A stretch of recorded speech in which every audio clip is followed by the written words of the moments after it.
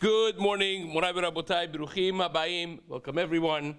We are continuing on Masechet Makkot, and we are on Daf Yud Aleph, Amud Bet, 10 lines from the bottom of the Amud. Today's Amud is being learned. L'schut Aliyat Neshama of Esther Bat Naftali Tzvi Levi by our own Mark Abraham and his family. It's also sponsored for the health and Yeshua of Rachel Simcha Bat Nahid, that should have full recovery, Refuah Shalema, Be'ezrat Hashem Amen. Also as a schut for Yehuda ben Asher and Anael Bat Zipora, Zeh Asher Kayamav, Yimala Hashem Kol Mishalotam Letova Be'ezrat Hashem. This month's learning has been sponsored by Dayan family, by Cohen family, by Shei families, for their ultimate zchut for all of their mishpacha. Amen. So we are in discussion of what happens exactly if the Kohen Gadol dies in the process of the judgment and the verdict of Rotzeach B'Shogeg. In other words, if somebody accidentally killed somebody, he goes to Arei Miklat, and his release from Arei Miklat depends on the death of the Kohen Gadol. We explained all of this at length of how it operates, why perhaps this is, based on the Meshech Chochmah, a genius idea of rehabilitation system, very different than the jail system that we have nowadays. It was much more efficient, and we explained all of the details of that. The last thing that we spoke was the bond, the relationship of the family of the Kohen Gadol, which was the highest family in Klal Yisrael, with the family of this Rotzeach, with the family of this murderer, B'Shogeg, accidental murder. And now the Gemara says, what happens if the person dies prior to going to Arei Miklat, or the Kohen Gadol abruptly dies in the middle? Says the Gemara. Who's the first one who dies? See here, we're going to discuss it right now. Amar Abaye, see 10 lines up from the bottom of the Amud, in the middle of the line. Amar Abaye, Naktinan, we hold in halacha. Every time, by the way, that the Gemara says Naktinan, we hold, it means that's halacha l'maaseh. Says the Gemara, Naktinan, Nigmar dino umet, if he got his verdict, and prior to being able to be transported to one of the sanctuary cities, one of the Arei Miklat, he died. The Rotzeach B'Shogeg died. So then what do? The Kohen Gadol is still alive. This person had a verdict to go there.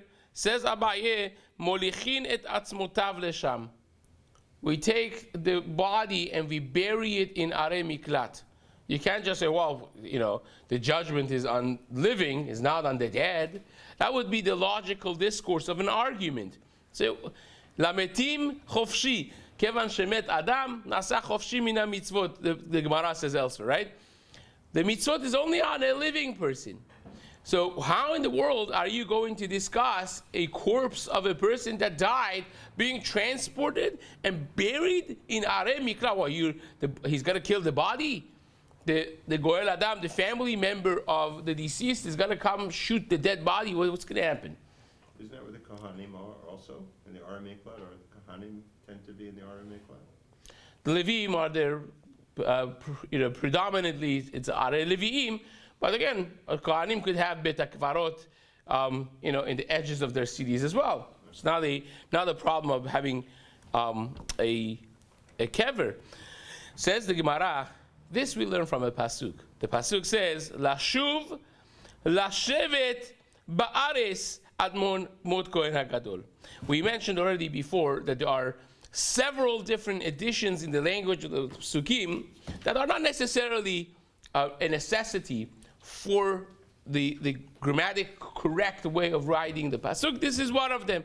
It says, "Lashuv, lashevet ba'ares." That he goes and lives in the ground, in the land. So wait a second, why do you have to say it like that? Ve'eze yeshiva she'i ba'aris. which residence is inside the ground, you know, we all know after Ma'aveh Esrim, that's the ultimate real estate, you know, it's the ultimate real estate. It's really real, you know. All the other things are passing in the world, but when you pass, then it's not passing, and then it's actually real estate. So it says that's by Kvura.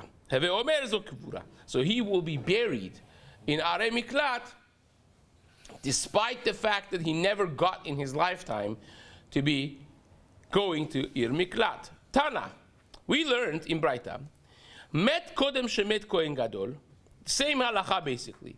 If he dies before the Kohen Gadol died, and then he was buried inside the Ir Miklat, we don't say, well, he died, let's take him now to his father's familial kvura, familial area of burial. We don't do that. If he dies before the Kohen Gadol, he's buried in Arei Miklat. He's buried in Arei Miklat, and then after Kohen Gadol dies, molichin atzmotav al kivrei avotav. They take his bones, his body, to his family's burial place. So this, by the way, becomes a whole source for whether or not a person that was not able to be buried where he should have been, do you take his body after burial to his father's, to his place of burial? Many people, he died in the middle of a travel, and the Jews of the place of his stay just buried him wherever he was. And then now the family figures out 2 years later where he is. They want to see if they could take his bones back to his own city and to bury him with his fathers and with his mothers and family. As a mutar or not, normally speaking, we do not open a grave for no reason. When a person is buried, it's considered nivul hamet, to open the grave and to dig them out. It's considered halachically not okay. So the poskim learn from this Gemara that for tzorech mitzvah, or for his kavod to be buried with his family's burial place, is considered enough reason for him to be transported afterwards. Because here you have a case that you had a technical problem. He died. You could have taken him, but halachically you're not allowed to. So you buried him in Arei Miklat. The question is, after the Kohen Gadol dies, should you open the grave, take the bones back, or is it maybe considered a disgrace to the disgrace to the body? And the halacha, of course, is you take him to the burial place of his family after Kohen Gadol dies. Morichin atzmotav al kivrei avotav, dichtiv, as it says, yashuv harotzeach el eres achuzato. The rotzeach goes back to his land, to his city, to his place. Ezeu yeshiva shibares. Again, what's the residence inside the ground? Eres achuzato heve omer zu kevura. That we actually should, it's the right thing to do, to take him back to his place. Now you find Maran Chida, for instance, was transported to Eretz Yisrael. Many other people who their kvura was found after years, the family would transport them back. This is where he comes from. This is with the Gemara that you see is a concept of being with the family, being with the place that you grew up in, even after death. It's something of a value. Imagine to yourself, this is something that I tell my kids, again, just the off tangent. I remember my grandfather, and I was a little kid when he passed away. He was a tremendous personality that built shuls and programs in everywhere that he went. It was a very visionary personality. I was 6 when he passed away. I remember him still, right? I tell my kids, I wish I could go to his kever. Unfortunately, we can't. But when you go and you get to tell your kids, this is my grandfather, that's my great-grandfather, and this is what he did, and this is what he did. You're going on Kivrei Tzadikim. It's not just Kivrei Tzadikim. The connection that the person has to the previous generations, the stronger the connection, the more of unified family, and then as a result of that, the more of a unified community you will have through that emotional connection to something that doesn't even exist. But realizing that these are the roots of the tree. So says the Gemara, Nigmar Dino, next case. If he got his verdict, he stood trial, he got his verdict, V'na'asa kohen ben gerusha or ben chalusa. This is an awesome case. Imagine the Kohen Gadol is standing strong, but all of a sudden, two Edim come to the Beit Din and say, you see this Kohen Gadol? Sorry to say, but he's pasul. His mother, I remember his mother. We remember his mother is a gerusha. It was a divorcee. If a kohen is born from a divorcee, a kohen that marries a divorcee, his children are not kohanim, right? So imagine two edim kesherim come to the court, to the Beit Din, and say this kohen gadol is pasul because his father married a divorcee, right? This is the case that we had early on in the beginning of the first parak, right? Me'idim anu beish peloni shehu ben gerusha ben chalutza, right? So imagine the successful no edim zomi, successful witnesses that came and disqualified the Kohen Gadol. Now, how do we look at this? Is this equivalent of a Kohen Gadol that was alive and now died? Or do we say that we didn't have a Kohen Gadol at the time of the verdict? Which halacha would be what? He's there forever. He stays there indefinitely. So he either goes home now because it's as if the Kohen Gadol died right now, or we say sorry, when you were trialed there was no Kohen Gadol because now the mafreya, it turned out retroactively that we didn't have a Kohen Gadol at the time. And sorry, you're going to stay forever. Just move all your belongings to Arei Miklat and make yourself comfortable. So says the Gemara, Pligiba Rav Ami Rabbi Yitzchak Nafcha. Rav Ami and Rabbi Yitzchak Nafcha had this very debate. Chad Omer, one of them holds Meta Kehuna. The Kehuna died. We had until this moment we had Kehuna, we had the priestship, and now it just was abrupted, was stopped. He died.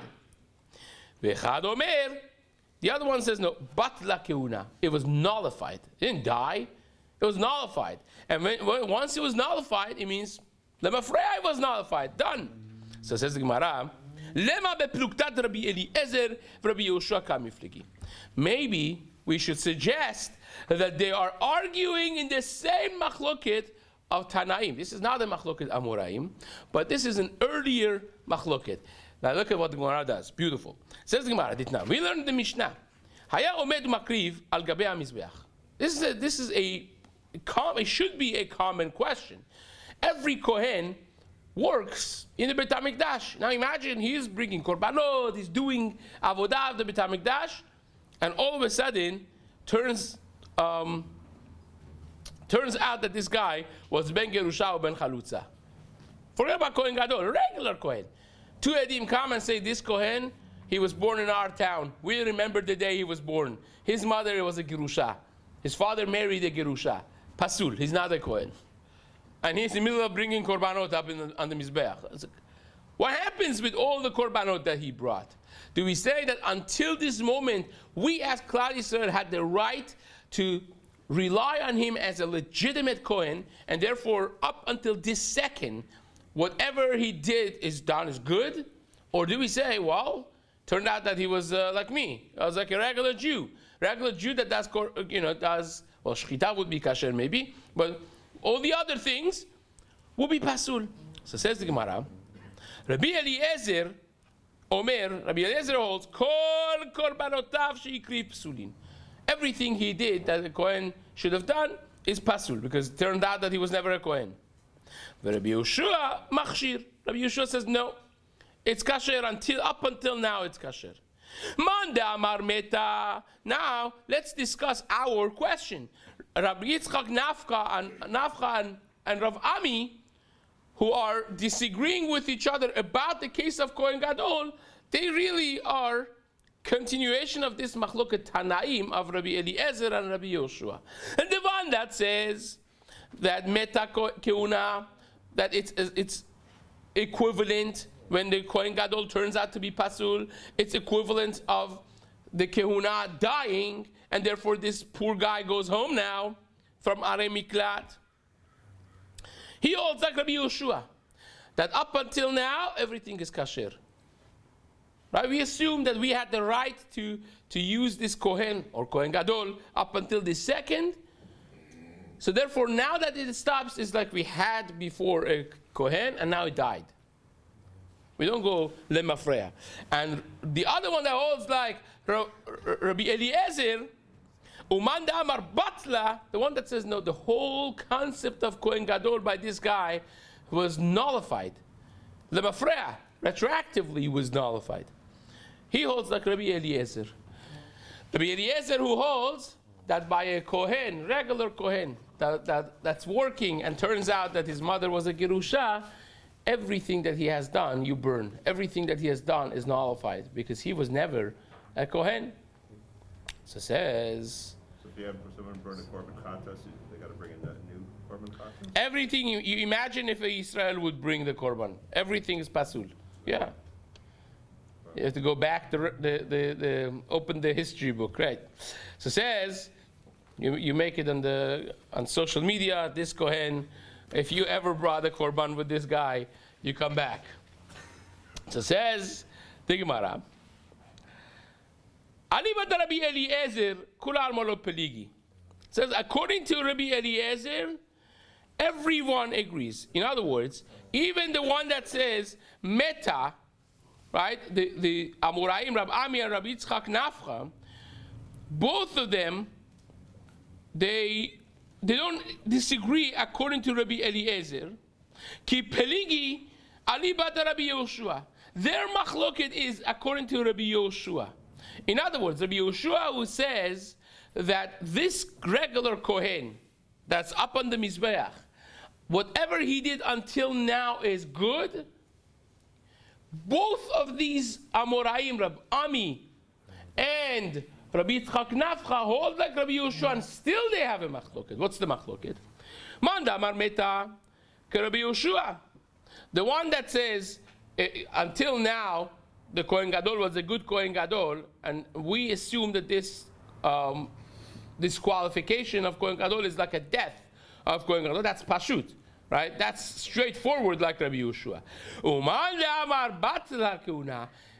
Mandamar, the one that holds that the whole concept of Kohen Gadol was nullified even retroactively, and therefore this guy stays indefinitely in Arei Miklat and he's going to live and die there. Says the Gemara, Ad kan lo ka'amar Rabbi Yoshua. He also holds like Rabbi Yoshua. But he will tell you like this. Ad kan lo ka'amar Rabbi Yoshua hatam. Rabbi Yoshua who holds over there by the case of a regular Kohen on the Mizbeach, that every avodah that he has done until now is kasher, it's because of a pasuk. You have a pasuk that tells you if a halal, right, a Kohen that was born from a problematic marriage is called a halal. So if a Kohen marries a gerusha, a divorcee, his children are halalim, right, which is not a kasher Kohen, right? It's like a regular Jew, not a Kohen. But even by a halal, the pasuk says explicitly that if you worked already, didn't know that you're a halal, now it turns out that we understand that you were a halal, the avodah you did is good, right? So the Amoraim who are discussing this according to Rabbi Yoshua, and say Rabbi Yoshua says that because of a pasuk. What's the pasuk? Dichtiv, Barech Hashem chelo upo'al yadav tirtze. So Hashem bless chelo. What's chelo? Milashon halal. Even chulin, even the kohanim that turn out to afterwards being halal, Barech Hashem chelo. Hashem bless their work, that if they did something up until now, we don't have to go back, open the history books and put, pashkvilin on the walls. If this Kohen did this for you, come back and do it again. We don't have to do that, right? You close the history books. You say, okay, from now on, the guy is disqualified. Up until now is fine. Upoali adav tirtzeh. Even up until afilu chalalin shebo, even the kohanim who turn out to be chalalim, poali adav tirtzeh. Hashem, you should be okay and satisfied with the things that he has done already. Aval hacha, but by the case of Kohen Gadol, you don't have a pasuk. In other words, logically, says the Gemara, you would say according to Rabbi Yehoshua, logically, if you didn't have a Kohen, if it turns out that this guy's mother was a Gerusha, and he's of course he has to be Pasul. What's the question? Unless you have a Pasuk. So says the Gemara, Rabbi Yehoshua has a Pasuk for a regular Kohen, but you don't have a Pasuk for a Kohen Gadol. And therefore, by the case of Kohen Gadol, even Rabbi Yehoshua would agree that this unfortunate guy, the Rotzeach B'Shogeg, will indefinitely stay in Arei Miklat, because at the time that he was adjudicated and he stood trial, you didn't have a Kohen Gadol, it turns out, unfortunately, and therefore he is going to be there until his last day. Afilu chalalin shebo, aval hacha, afilu Rabbi Yehoshua modeh. Here, even Rabbi Yehoshua would agree. So, well, we have. So let's just start telling you what the Gemara is going to say. We spoke about the case of Yoav ben Tzruya, right? Yoav ben Tzruya was perhaps the most famous warrior in Tanakh. He was the undefeated head of the army of David HaMelech. He did a lot of good things, a lot of good things, but he also did some very shady actions. Namely, he killed. He also killed the son of David HaMelech against his will, right? David HaMelech said, no one should touch my son. When you find him, talking about Avshalom, in the revolt of Avshalom, and who killed him? Yoav ben Tzruya. Yoav ben Tzruya killed him against the explicit directive of David HaMelech. But aside from that, he killed Amasa ben Yeter, one of the heads of the army of David HaMelech, and Avner ben Ner, the head of the army of Mephibosheth, Shaul HaMelech's head of army. And we mentioned already that it was not so simple. That at the end of David HaMelech's life, David could not tip the boat with the family of Yoav. The family of Yoav was a very high-standing, strong family, and said, I can't mess with them. But at the end of his life, on his deathbed, he tells Shlomo HaMelech, make sure to kill Yoav ben Tzruya because he's Chaya Mita. Right? Now, it's not that Shlomo HaMelech just went and killed him. Right? So David says he killed two of the Sarsva Israel, and Shlomo HaMelech had a bet din for him. And we spoke about the din Torah that Shlomo HaMelech had, and he was actually acquitted on one account of killing Avner ben Ner because he was Goel Adam. So we spoke about the fantastic insight of Rav Reuben Margaliot on the Rambam, which we're going to maybe quickly review tomorrow. But now the Gemara is going to say all the mistakes that halachic mistakes that Yoav ben Tzruya made when calculating his action of saving his life from the hands of Shlomo HaMelech unsuccessfully. Of course, he was at the end killed by the head of the army of Shlomo HaMelech, by Benayahu ben Yehoyada, which Be'ezrat Hashem will discuss tomorrow morning. Chazak u'Baruch.